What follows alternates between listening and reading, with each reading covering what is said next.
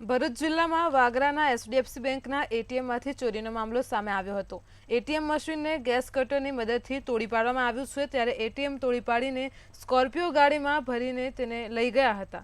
તો પિસાદ ગામની સીમમાં આરોપીઓએ ગેસ કટર વડે મશીન કાપી તેમાં રહેલ 3,52,500 રૂપિયા રોકડનો હાથફેરો કર્યો હતો।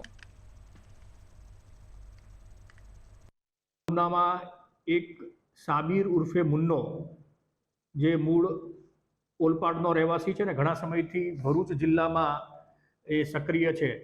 સાબિર અને એની સાથે બીજા 4 આરોપીઓ જેમાં નામ છે નદીમ, ઇરફાન, શ્યામલાલ અને આમિર। આમ કુલ 5 આરોપીઓની ધરપકડ કરવામાં આવી છે।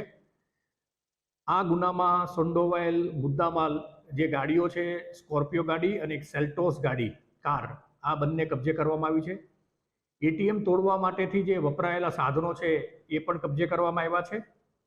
આરોપીઓના અત્યાર સુધીની પૂછપરછની અંદર અન્ય 7 આરોપીઓ સંડોવાયેલા છે, જે આરોપીઓ મુખ્યત્વે હરિયાણા રાજ્યના મેવાતી ગેંગના ગુનેગારો છે।